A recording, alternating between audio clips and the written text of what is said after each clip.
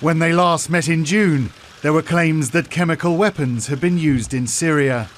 Now, there's a growing amount of evidence.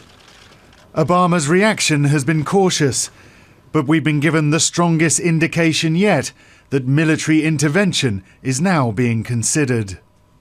After a phone call between the two leaders, Downing Street said they reiterated that significant use of chemical weapons would merit a serious response from the international community, and both have tasked officials to examine all the options.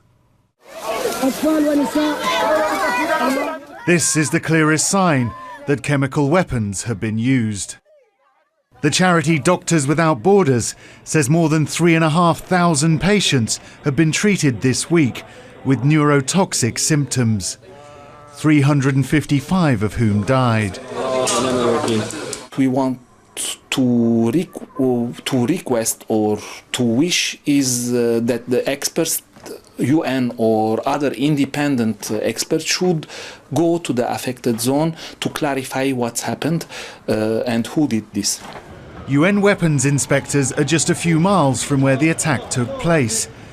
The US Secretary of State John Kerry has spoken to the Syrian foreign minister and said if the regime has nothing to hide, it should let them examine the site, rather than destroying evidence.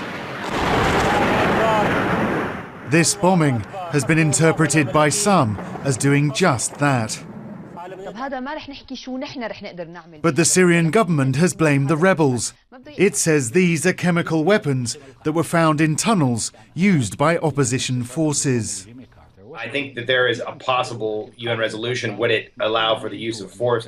Russia and its allies are very keen to keep the United States or anyone else from intervening in the Syria crisis. I think they would see it as an open door, and I don't think it's going to be very fruitful in terms of enforcing the red line on chemical weapons use. America is strengthening its position in the Mediterranean. The US Defense Secretary says its military is ready, if that's the option President Obama chooses. Stephen Douglas, Sky News.